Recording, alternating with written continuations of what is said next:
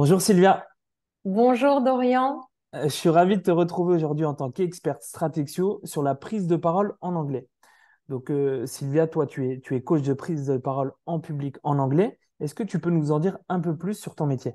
Avec grand plaisir, je voulais aussi te remercier pour cette invitation et merci à tous derrière votre écran pour votre temps et votre attention. Donc oui, la prise de parole en public en anglais et l'importance de ça à l'international. Donc j'ai envie de commencer par un scénario typique, un scénario où nous avons par exemple un top manager, une top manager, ils ont une très bonne expertise, une bonne expérience, un savoir-faire, une historique dans le groupe qu'ils représentent.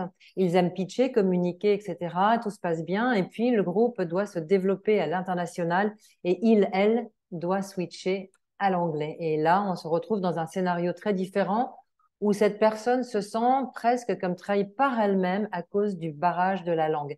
Comme si elle n'avait pas l'impression de gérer aussi bien qu'il le pensait la situation en anglais. Okay, donc, on va voir un petit peu l'importance de booster sa communication orale en anglais, évidemment pour se développer et pour optimiser son chiffre d'affaires à l'international.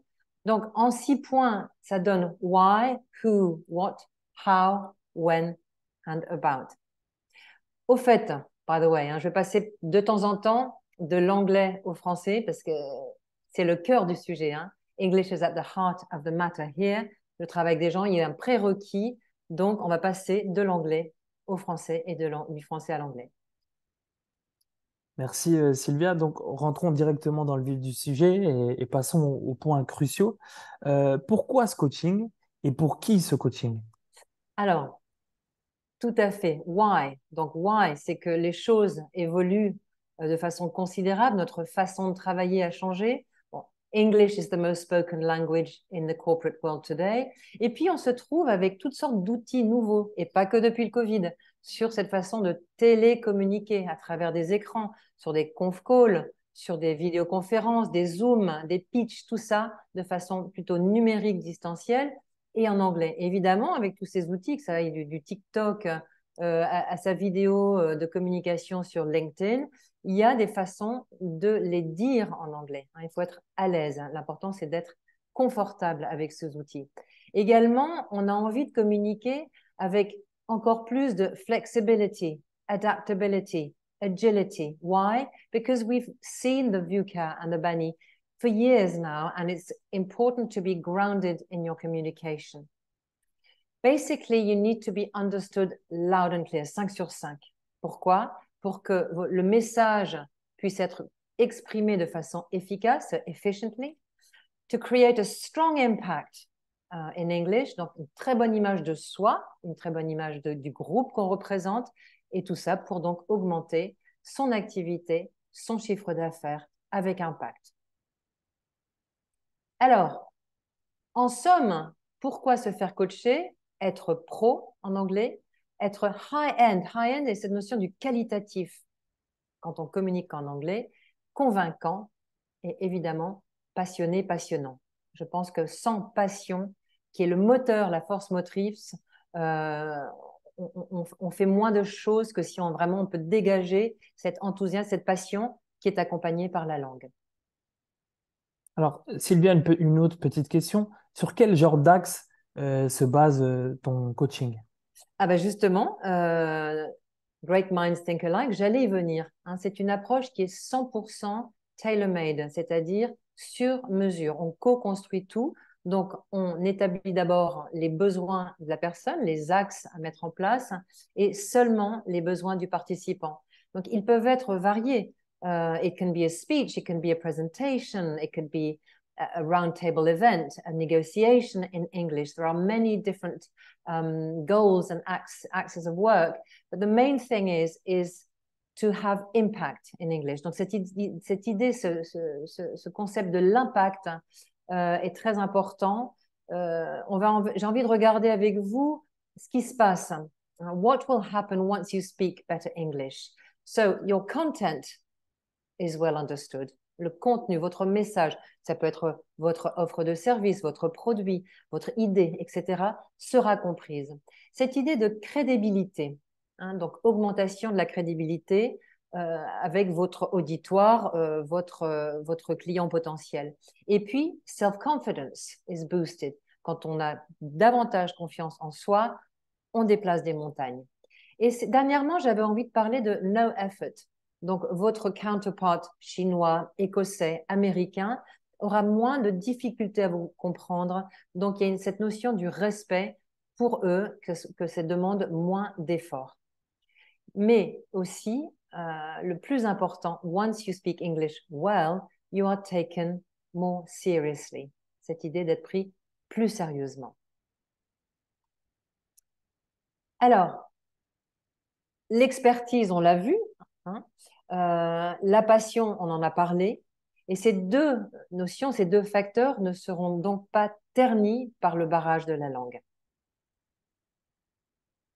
En effet, Sylvia, il y a une forte expertise au sein des clubs Stratexio et qui mériterait d'être transmise en anglais, ça c'est sûr. Tout à fait. Et je pense que tu as mis le doigt sur le mot-clé expertise. I have expertise in French, hein, donc je suis la manager en français. Je sens que j'ai une expertise, je travaille, je développe, je réseaute, tout ça en anglais, ça se passe très très bien. Et en anglais, il y a donc ce gap.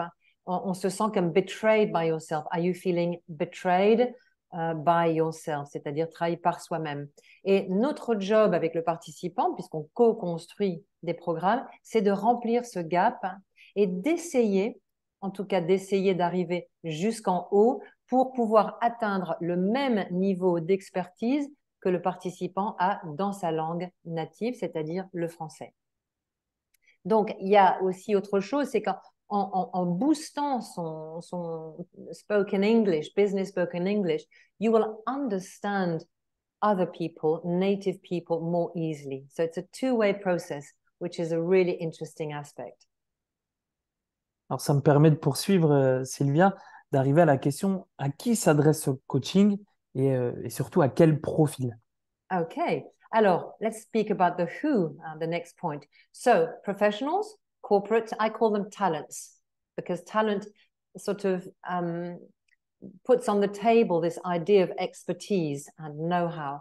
Donc, ce sont des professionnels corporate qui ont un niveau d'anglais tout à fait correct à l'écrit, mais qui se sont dévalorisés dès qu'ils passent à l'oral.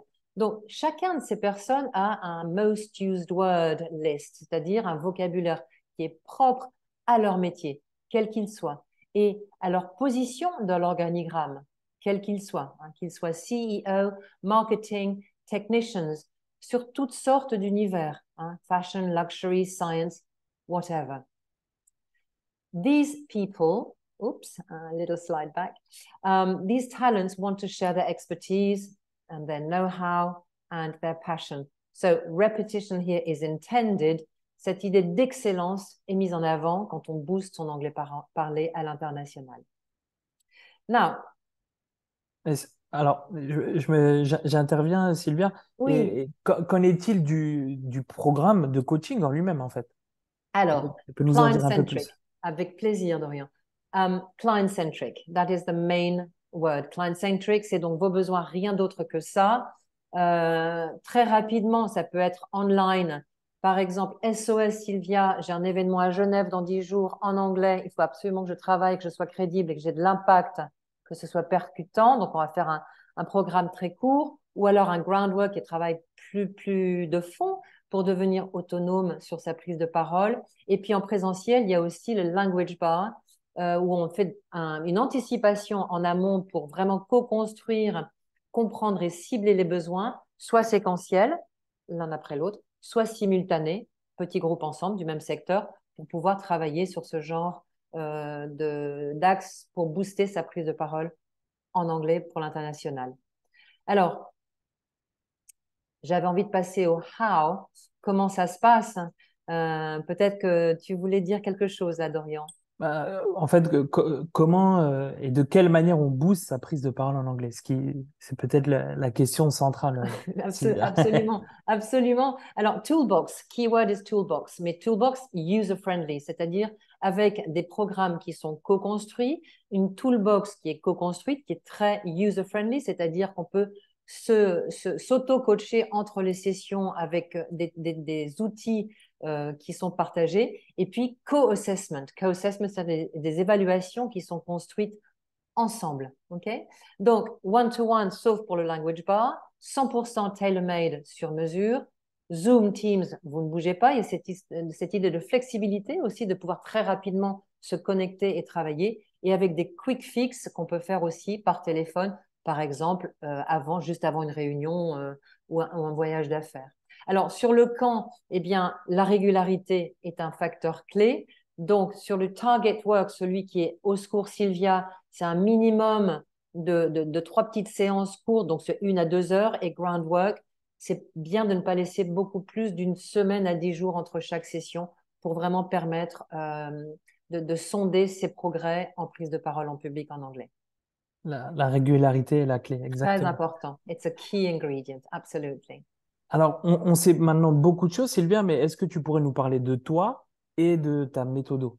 OK, avec plaisir. Dorian, c'est about me. My name is Sylvia, donc je suis votre coach avec Stratexio depuis plusieurs années.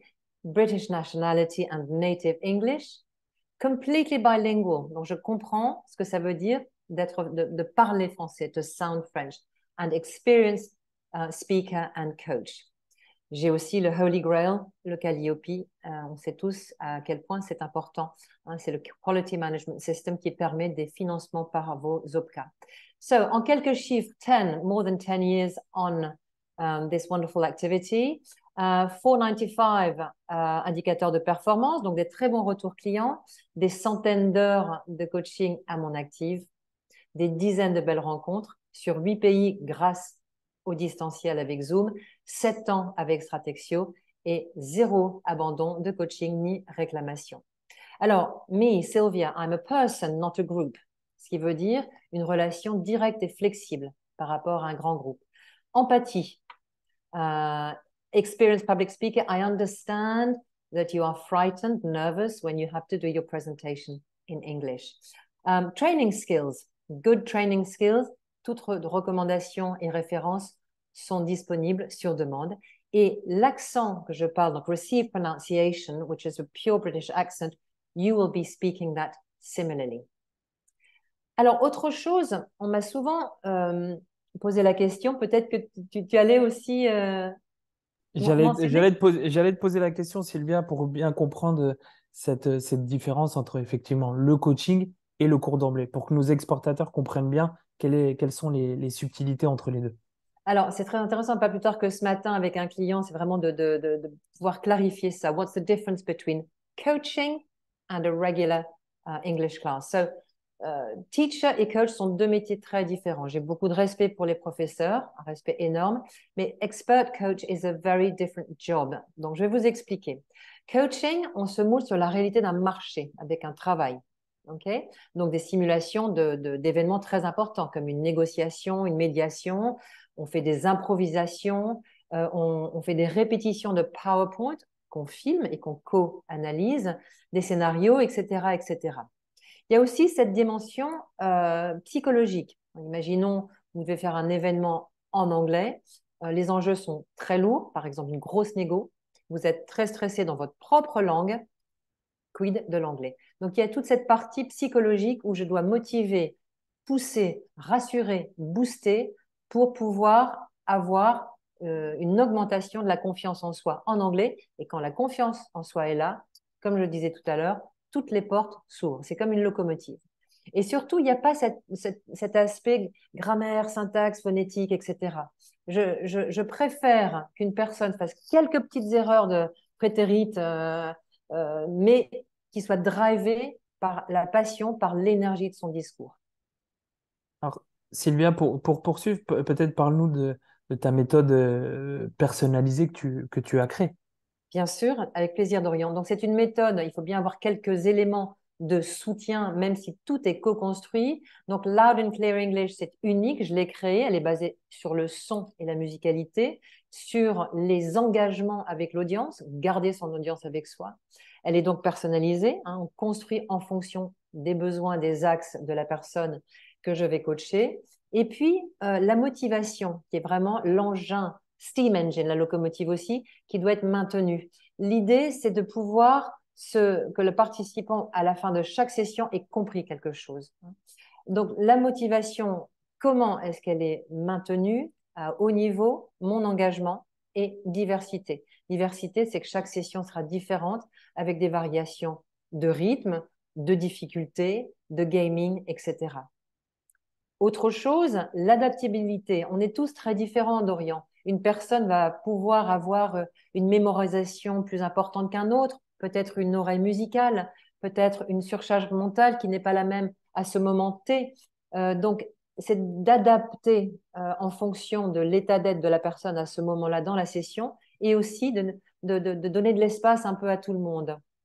Également, le process, c'est d'essayer de faire disparaître les anciennes habitudes, d'adopter des nouveaux réflexes. Parce que, bon, voilà, on a peut-être fait des stages en Angleterre ou des études en Irlande et on a accumulé des mauvaises habitudes linguistiques en anglais. Donc, l'idée, c'est de les remplacer. Et puis, donc, à la fin de chaque session, un petit co-assessment pour justement se rendre compte du progrès réalisé à chaque session et avoir cette merveilleuse chose qu'on appelle le quick wins. Quick win, c'est ah génial, aujourd'hui j'ai compris ça, je peux l'utiliser demain avec un client et ça va vraiment me pousser en avant. Donc les outils sont de toutes sortes, ils peuvent être visuels, sonores, des audios que j'enregistre de la session passée, donc tout ça sont personnalisés. Donc on reste toujours dans le domaine de la personne. S'il est manager, on parle management. S'il est technicien, on parle technique. Always remain in the reality of your job and your market. And also, when we work together, it's almost like you are in England already, or in America, or anyway, in an English-speaking environment. So hardly a word of French is spoken during that time. Super, super intéressant, Sylvia. Alors, la vraie question, c'est comment ça démarre? Donne-nous un peu plus de détails, on a envie de savoir maintenant. Okay, I like your enthusiasm, it's wonderful. So, step one, un audit. J'appelle la personne parle de son boulot, de ses projets, de ses besoins, et je fais un language audit pour pouvoir identifier les points faibles, les points forts, et on peut construire à ce moment-là notre programme. Step two, on s'occupe de tout ce qui est admin, devis, etc., protocole, et on peut à ce moment-là commencer à construire, comme je disais tout à l'heure, les most used words, une fondation solide sur la musicalité et l'élocution de votre jargon professionnel. C'est celui que vous utiliserez tout le temps. Donc, il faut qu'il soit absolument léché et parfait. Ensuite, on va passer au step 2. Je vais en parler dans un petit moment. J'avais envie de partager avec vous quelques petits tips, même si ça serait presque réducteur de donner des tips, mais simplement pour vous montrer à quel point la musicalité peut transformer votre message. Hein. Par exemple, it's important to project yourself in 2025. Oh, what's the project? Donc, project et project sont deux mots identiques. Dit différemment, ils vont avoir un sens altéré.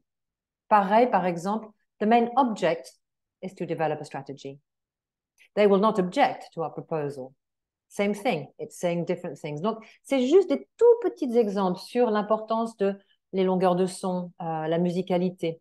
Aussi, sur comment on engage avec son audience. Par exemple, souvent, on est tenté avec son beeper de dire voilà et nous avons maintenant, and this is the development, and this is the strategy. How to engage with questions. What do we see here? What do you think is important? How can we focus on the strategy for next year? Etc., etc. So there are ways of engaging with the audience. Alors, c'est très important. Pourquoi? Parce que si, par exemple, votre audience va faire des efforts au début, essayer de tendre l'oreille, et puis une fois, deux fois, 15 fois, on perd le contact avec son audience qui va peut-être se plonger dans son smartphone parce que ça demande trop d'efforts pour comprendre le participant, trop d'efforts pour vous comprendre et vous suivre, et c'est tout simplement pas pro. Donc, on va dire oui, mais je voudrais ne plus avoir d'accent Frenchy, mais ça, c'est impossible. Vous êtes français, ça fait partie de votre ADN. So, if I speak like this with a French accent but the right musicality, I am understood. Okay, so we can talk about the strategy of 2025. Voilà, je respecte la musicalité qui est basée sur différents piliers. On les travaille quand on travaille ensemble. Donc, ne pas confondre accent et prononciation. Prononciation, c'est vital pour être compris. Donc, justement, j'en venais au step suivant. On aura établi les must use words, la musicalité sur son jargon professionnel. Et une fois que ça c'est bien solide, là, on va pouvoir s'orienter vers toutes les demandes qui avaient été établies au préalable. Donc, une com, négociation, un interview, une vidéo corporate, etc., etc. Et ça, c'est donc la troisième étape.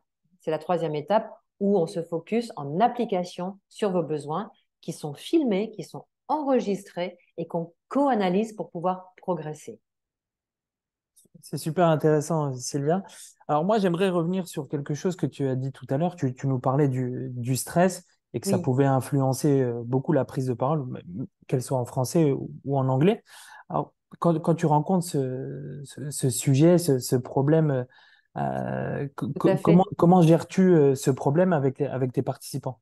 Tout à fait. Alors, j'allais y venir justement parce que cette notion de stress, je parlais de la locomotive, le stress, il peut être dévastateur sur le plan psychique et sur le plan physique. Donc, psychique, c'est que ça embrouille absolument tout, ça brouille les pistes et on a l'impression de patiner, hein, de perdre ses moyens.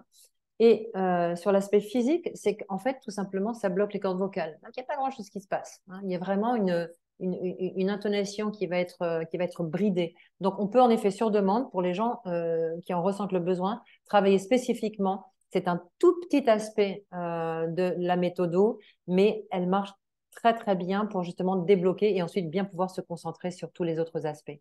J'avais aussi envie de répéter, Dorian, sur tout l'aspect, prenons la page 42 de la méthode. Non, jamais, c'est jamais comme ça, jamais de grammaire, de syntaxe et de phonétique, sauf si évidemment ça change dramatiquement le fond du message de la personne. S'il dit 20 au lieu de 422 ou avant-hier au lieu de après-demain, là il y a un petit souci. Mais généralement, les prérequis font que ce n'est pas le cas.